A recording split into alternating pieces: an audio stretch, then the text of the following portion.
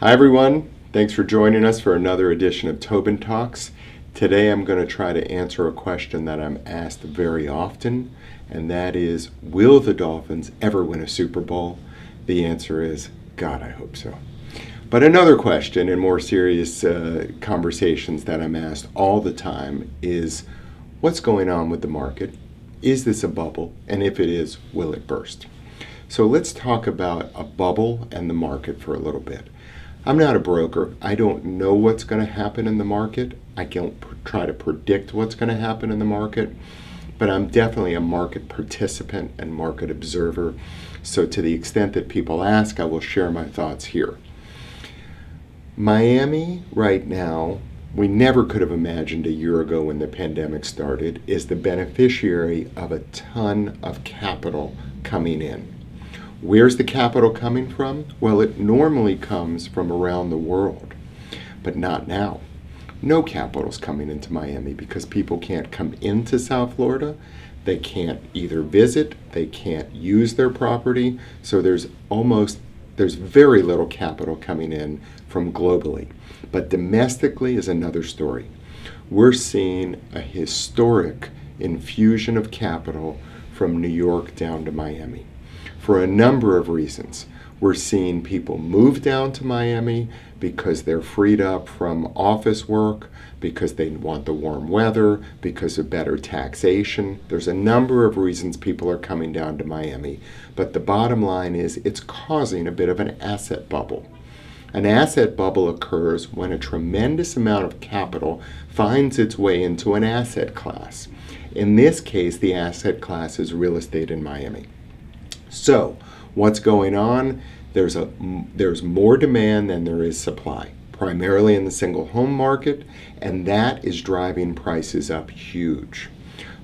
However, this is not the first time we've seen this.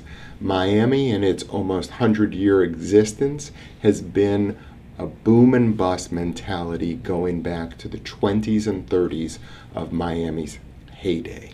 We've seen this game before. Markets go up, markets go down. We've always been much more extreme than the rest of the country. So, is this an asset bubble? Probably. Now, the bigger question is, will it burst? Everyone remembers 2008 to 2011 in Miami. There was a tremendous amount of pain. And even though it was 10 to 12 years ago, it seems like yesterday if you were here then. And that's the concern people have. However, there's one big difference. That bubble burst primarily because of debt. There was way too much debt leveraged on all properties. People couldn't afford the payments. There were products that made those payments artificially low. Lenders were overly aggressive because of supply chain issues.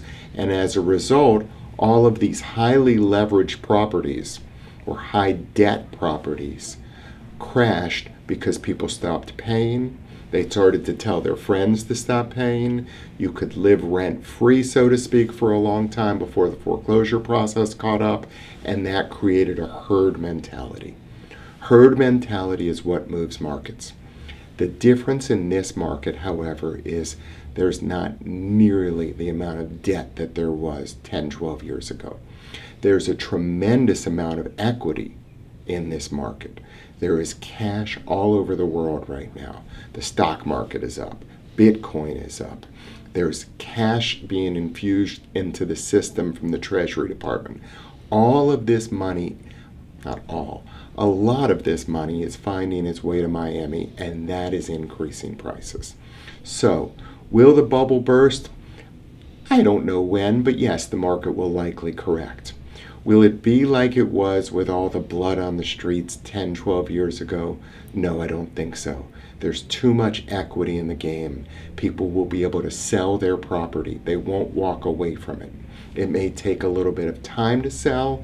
It may not be at the same price you bought at, but I don't think we're in the same situation as we were in the late 2000s. So, again, here's the disclaimer. I'm a real estate lawyer, not a broker, not a prognosticator, but those are my thoughts on our current market conditions, and I'm always happy to hear yours. So thank you very much for joining, and we'll see you next time. Bye.